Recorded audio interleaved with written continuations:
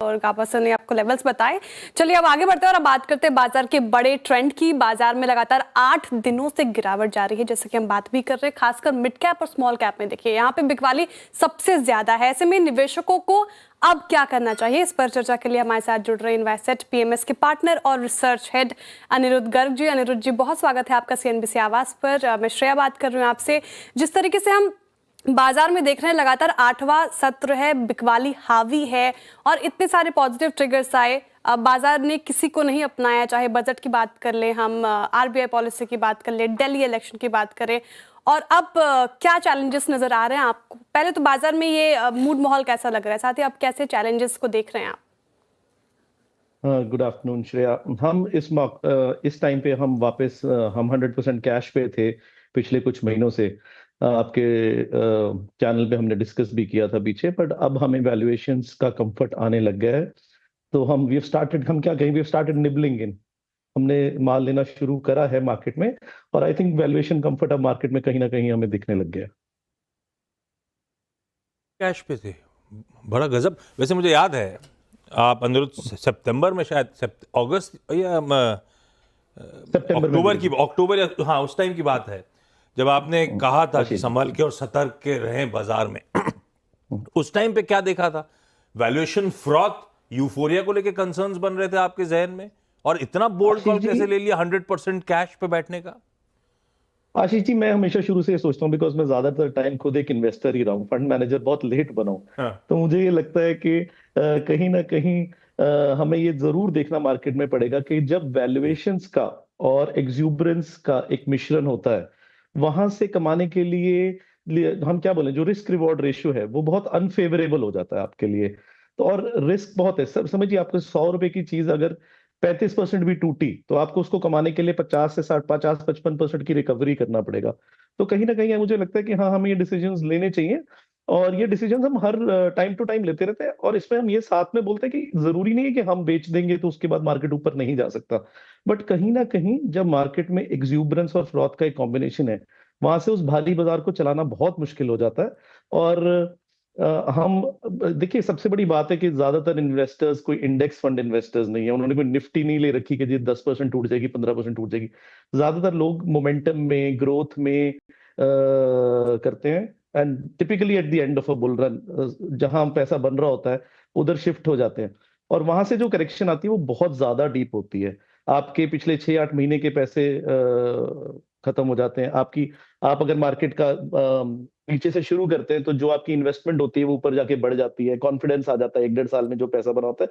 तो कहीं ना कहीं ऐसे कुछ डिसीजंस, चाहे आप ऑप्शन से प्रोटेक्शन लीजिए, चाहे आप बड़े शेयरों में जाइए, चाहे आप ऑल्टरनेटिव इन्वेस्टमेंट्स जैसे गोल्ड वगैरह में थोड़ा बहुत इन्वेस्ट करिए, कुछ ना कुछ महंगे बाजारों में मुझे ऐसा लगता है कि जरूरी है शिफ्ट करना। हम थोड़ी ज्यादा बोल्ड कॉल ले लेते हैं, जो हम 100% ही चले जाते हैं। हाँ, बहुत एग्रेसिव कॉल थी। अच्छा, अब तो हम इंडेक्स पे कुछ कूल ऑफ हुए, स्टॉक स्पेसिफिक तो अच्छे खासे कूल ऑफ हुए, जी। तो कुछ वैल्यूएशन कंसर्न शायद रिड्यूस हुई हो, पर उस भी जैसे अभी कुछ देर पहले मेरे सहयोगी यतिन जोड़े थे, बता रहे थे ईपीएस यूपीएस डाउनग्रेड्स भी हुए हैं, तो मामला इंडिया इंक का स्लो डाउन का भी हो गया। तो अब इस वक्त किस तरह की वैल्यूएशन की स्थिति है? जो 100% कैश पे आप थे, अनिरुद्ध, कितना कॉन्फिडेंस आया, कितना डिप्लॉय करा इन लेवल्स पे? सर अप्रोक्सीमेटली 85% डिप्लॉय हो गया, मेजर चंक आज ही लगाया। और दूसरा हमें ये लगता है कि देखिए, मार्केट्स, मैंने शुरू से ये देखा है, markets are very forward looking. जो ये आज ये रिजल्ट्स आ रहे हैं, मैं किसी भी ब्रोकरेज रिपोर्ट्स, बहुत अच्छी ब्रोकरेज रिपोर्ट्स आती हैं हमारी मार्केट में, बट कहीं ना कहीं वो आज का प्रेजेंट बताती हैं आपको, वो कल का फ्यूचर नहीं आपको बता पाती। जैसे आप भी पूछ रहे थे, मैं ऑनलाइन ही था जब आपने पूछा आगे क्या, तो आगे क्या का जवाब नहीं मिलेगा आपको जल्दी। मार्केट्स में जब वैल्यूएशन कंफर्ट आता है, आप देखिए कौन सी कंपनीज आपको ऊपर अच्छी लग रही थी, कौन सी कंपनीज में आपको ग्रोथ दिखती है। इंडिया एक बहुत बड़ी ग्रोथ अपॉर्चुनिटी है, और वो अगले 2 साल के लिए किन सेक्टर्स पे फोकस है, चाहे गवर्नमेंट का, चाहे प्राइवेट केपेक्स का, चाहे सेल्फ सस्टेनिंग सेक्टर्स जैसे फार्मास्यूटिकल, आईटी का, किसको कहाँ से रिलेटिव चेंज, रिलेटिव एडवांटेज मिल रही है, उन सेक्टर्स में इन्वेस्ट करने का अच्छा मौका रहता है। जी, आपने कहा, आपने एनालिसिस की और बताया कि कैसे आप इन्वेस्ट करते, तो अभी फिलहाल कौन से सेक्टर्स आपको अच्छे लग रहे हैं जहां पे आपने बेट लगाए हैं, और वो सेक्टर्स बताइए। एक इसका एक और फॉलो अप जी। आपने 50% कैश डिप्लॉय कर लिया, उसमें आप कह रहे हैं सबसे एग्रेसिव कॉल आज लिया, आज क्यों वो दिन चुना? और श्रेया सही कह रही हैं, फिर डिप्लॉयमेंट किया तो आपका कंफर्टिंग साइड कौन सा था, कौन से सेक्टर्स, और सिर्फ लार्ज कैप पे रिस्ट्रिक्ट करा या कहीं और भी उतरे आप? नहीं सर, कॉम्बिनेशन है हमारा, लार्ज मिड स्मॉल तीनों ले लेते हैं हम। We are not biased at all, हम बिल्कुल बायस नहीं करते। हम जिन कंपनियों, जो हमें कंपनियां अच्छी लगती हैं, हम उन्हीं पे फोकस करते हैं। हमारा कभी भी ये अप्रोच नहीं रहा कि हम मिड लेंगे, स्मॉल लेंगे या लार्ज लेंगे। वो ऊपर जाके जरूर हम थोड़ा ध्यान रखते हैं कि यहाँ अगर हमारे पास मिड एंड स्मॉल है तो किसी तरह लार्ज में चले जाए, पर अब तो मार्केट में सेल लगी हुई है, तो कहीं ना कहीं मार्केट में आपको जो कंपनीज अच्छी लगती है, जिनमें आपको ग्रोथ लगती है, वो लेनी चाहिए। और जैसे आप पूछ रहे थे कि आज क्या हुआ, आज एक अच्छी कैपिटुलेशन मार्केट में मिल रही थी। 4% स्मॉल कैप इंडेक्स टूटा हुआ था, 3% मिड कैप इंडेक्स टूटा हुआ था। पोर्टफोलियोज जो लेना चाहते हैं वो कल से 4% नीचे मिल रहे थे। और कहीं ना कहीं कुछ हिस्टोरिक पैटर्न्स, कुछ हिस्टोरिक रिस्क रिवॉर्ड रेशियोज, हमारा ग्रीड एंड फियर इंडेक्स जो हमने बनाया हुआ है, जब वो हमें इंडिकेटर्स देते हैं तो हम कुछ ना कुछ बाय जरूर करते हैं सर। मैं अनिरुद्ध सर आ रहा हूँ आपके पास वापस। अभी तो आपने कुछ इंटरेस्टिंग पहलू खोल दिए डिस्कशन के, उस पर आएंगे, पर एक बार अनुज के पास चला जाए। जी जी, तो अनुज सर हमारे साथ जुड़ रहे हैं। लोकेशन डिफरेंट है, लेकिन सर स्ट्रैटेजी पे बात करना चाहेंगे। जिस तरीके से देखिए निफ्टी में थोड़ी सही, लेकिन एक रिकवरी आने का संकेत दिया है कल के जैसे, लेकिन सर इस रिकवरी को कैसे देख रहे हैं, साथ ही अब आगे की स्ट्रैटेजी क्या रहेगी? बिल्कुल। और मैं देख रहा हूँ कि आशीष भी जुड़ गए हैं शो में, तो लग रहा है कि सब पेन झेलने के लिए सब मैं बता रहा था कि वीरू ने कल वो एक इमेज दिखाई थी आप लोग को, सूर्यास्त कब होगा, आज उसका इंतजार ही नहीं करा, रथ लेके निकल लिए वो भाई साहब। हाँ वो चलिए ठीक है। खैर मैं अब एक्चुअली एक इवेंट में जाना था मुझे, इसके लिए मैं आज लाइव नहीं था। लेकिन देखिए आशीष से मैं एक चीज कहूंगा कि मार्केट में फिर एक बार रिकवरी हुई है लोअर लेवल से, और एक बार फिर आपने इंट्राडे में 22,800 बचा लिया है। लेकिन देखिए ये क्या है ना, जैसे कहते हैं कि डेड कैट बाउंस कह लीजिए, या वो कहते हैं कि बियॉन्ड द पॉइंट मार्केट को जाना है नीचे। लेकिन शॉर्टिंग का भी एक तरीका होता है। मार्केट बीच बीच में वीक शॉर्ट्स को बाहर निकालता रहेगा। जो लोग एकदम मार्केट के ब्रेकडाउन के बाद शॉर्ट करेंगे, उनको मार्केट ऐसे पनिश करेगा बीच बीच में। ये पहले भी हुआ है, आगे भी होता रहेगा।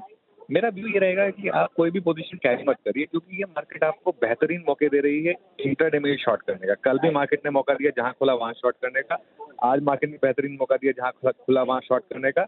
और ठीक है, कल वापस आइए और उसके बाद देखिए मार्केट किस तरीके से रिएक्ट कर रहा है, और गैप अप या गैप डाउन जो भी हो रहा है, उसके बाद मार्केट इंट्राडे में आपको मौका देगा। आप उसके बाद उसी हिसाब से रहिए। और एक चीज आशीष और श्रेया, मैं बार बार कह रहा हूँ, एडवेंचरस मत होइए इस मार्केट में, खासतौर से फैंसी स्टॉक में। अच्छी क्वालिटी के मिड कैप और स्मॉल कैप में शायद थोड़ा निबलिंग का टाइम आ गया, लेकिन जो फैंसी स्टॉक्स हैं उनमें अभी भी लग रहा है कि थोड़ा सा केयरफुल रहिए। फैंसी स्टॉक्स में भी फिलहाल केयरफुल और कॉशियस रहने की सलाह है। बहुत शुक्रिया सर, आप बिजी होके भी आप इस हमारे लिए वक्त निकाला आपने और स्ट्रैटेजी बताई। आप अनिरुद्ध सर हमारे साथ जुड़े हुए हैं, उनसे हम बातचीत भी कर रहे थे और वो बता रहे थे कि कैसे वो बायस नहीं है और लार्ज स्मॉल मिड कैप सभी में अपने पैसे को डिप्लॉय कर रहे हैं। लेकिन सर रुझान किस तरफ है ज़्यादा आपका? एक्सपोजर लार्ज कैप की तरफ रख रहे हैं? सेक्टोरल बायस है क्या? हाँ एग्जैक्टली। नहीं सर, कोई सेक्टोरल बायस नहीं है। मैंने जैसे आपको बताया सर, हमारी थ्योरी सारी रिलेटिव चेंज पे रेस्ट करती है कि हमें कहाँ पे अगले 2 साल के लिए ग्रीन शूट्स दिखते हैं। हाँ। जहां अपॉर्चुनिटी हमें अगले 2 साल के लिए दिखती है वो ही लेते हैं। और अभी तो हमारा वैल्यू फेज भी एक्टिवेट हो गया है। तो वैल्यू फेज में हम क्या करते हैं कि जो लार्ज कैप्स अपनी जो आज की डेट में उसकी इंट्रिंसिक वैल्यू होनी चाहिए based on discounting of earnings of the next 3 years, जो मिलते उससे नीचे मिलने लग जाते हैं, उसके आसपास मिलने लग जाते हैं, उनको लेते हैं। सेकंड हम लेते हैं ग्रोथ, जैसे मैंने आपको बताया जहां पे हमें ग्रोथ दिखती है। तो ये 2 कॉम्बिनेशंस हम इस टाइम पे खरीद रहे हैं मार्केट में। तो इसमें अगर वैल्यू में बोले तो लार्ज कैप आ जाते हैं, और आप कह सकते हैं कि अराउंड 35 नहीं अराउंड 40-45% हमारा लार्ज कैप पोर्टफोलियो होगा, अराउंड 30 हमारा मिड कैप होगा और 20 हमारा स्मॉल कैप होगा। इंट्रिंसिक वैल्यू से अनिरुद्ध जी बोलना चाहते हैं जो सही मूल्यांकन है, जो सही लगता है मूल्यांकन, उसके नीचे कई सारे स्टॉक्स ऐसा लगता है लार्ज कैप्स आ गए तो बढ़िया कंफर्टिंग लेवल्स हैं, इसीलिए खरीदारी करने के मौके ढूंढे जा रहे हैं। अच्छा, जब बाजार गिरता है ना तो कंसर्न होती है क्लाइंट्स की नर्व सूद करना, खासतौर पे पीएमएस वालों को। तो आई एम श्योर आप भी मिलने जा रहे होगे सबसे। किस तरह का फीडबैक मिल रहा है अनिरुद्ध जी?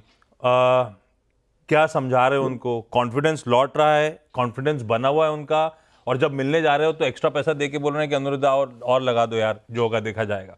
पैसा जी, आ रहा है आज नहीं आ हमने रहा है, हो क्या रहा है, मूड आज कैसा है? हमने आज ही लेटर लिखा है अपने सारे क्लाइंट्स को हाँ। कि ये एक टाइम है।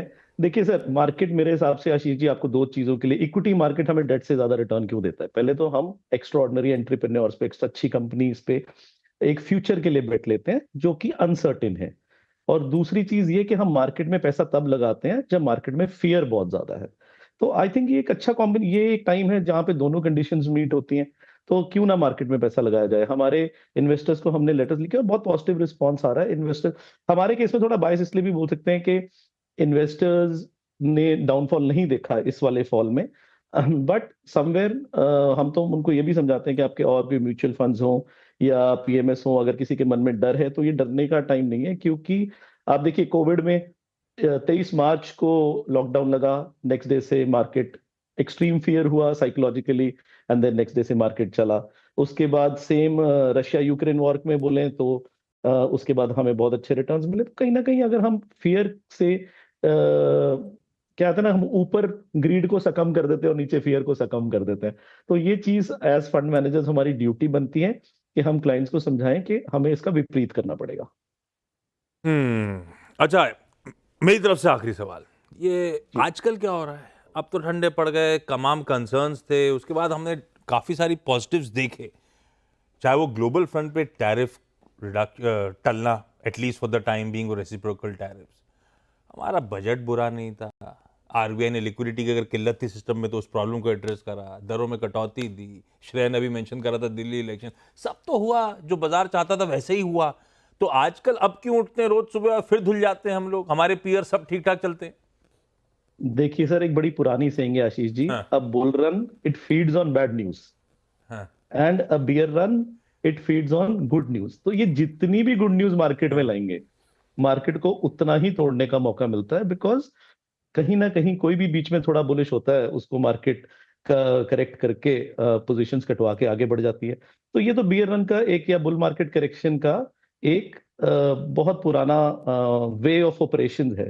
तो मुझे ये लगता है कि उल्टा देखना चाहिए। यहाँ पे आपको बैड न्यूज का वेट करना चाहिए। कहीं ना कहीं जब आपको लगे कि बैड न्यूज बहुत अच्छी आ रही है, मार्केट से डर लग रहा है, मार्केट में कुछ ऐसा हुआ, मतलब ये मेरा सोच है कि मार्केट में कुछ बैड न्यूज आएगा, मार्केट वहां पे बॉटम बनाएगा। जी, मेरी तरफ से भी एक आखिरी सवाल, और हमारे एक कलीग अभी बता रही थी कि म्यूचुअल फंड में कहाँ पे ज़्यादा फंड मैनेजर निवेश कर रहे हैं, और उसमें जोमेटो का भी नाम आया। और जिस तरीके से हम क्विक कॉमर्स स्पेस को लेकर बात भी करते रहते हैं, स्विगी, जोमेटो, आप क्या पिक कर रहे हैं? साथ ही स्पेस आपको कैसा लग रहा है? जी, हम देखिए बेसिकली हमारा एक्सपोजर, अगर मैं थोड़ा ज्यादा बोलूं तो फार्मास्यूटिकल्स में है। कहीं ना कहीं हम कंजम्पशन में भी हैं। हमें रिटेल अच्छी लगती है, कुछ कंपनीज रिटेल में बहुत अच्छी कर रही हैं। जोमेटो की अगर हम बात करें तो ये कंपनी मुझे ऐसा लगता है कि इसमें कंपटीशन बहुत ज्यादा है, and it is very very difficult कि इस कंपटीशन को संभाला जाए। बिकॉज ये बहुत ही ल्यूक्रेटिव सेक्टर हो गया है सबके लिए। एंड और हम सेक्टर्स बोले तो कहीं ना कहीं कुछ रियल एस्टेट कंपनीज में अच्छी अपॉर्चुनिटीज हैं। ओवरऑल मार्केट में हर जगह ही अच्छी अपॉर्चुनिटी है। अगर आप इस टाइम पे देखिए, आपको जो स्टॉक्स ऊपर अच्छे लगते थे, एक बड़ा सिंपल फंड है, जो स्टॉक्स आपको ऊपर अच्छे लगते थे, जैसे अनुज जी अभी बोल रहे थे, उसमें से जो क्वालिटी माल है वो वाला सारा का सारा स्टॉक्स आपको अब यहाँ कहीं ना कहीं निबल इन करना शुरू जरूर करना चाहिए हमारे हिसाब से। चलिए, थैंक यू सो मच जुड़ने के लिए अनुरुद्ध जी, अच्छा लगा आपसे Thank you, बात sir. करके। पैसा डिप्लॉय करने लगे हैं बाजार के बड़े लोग।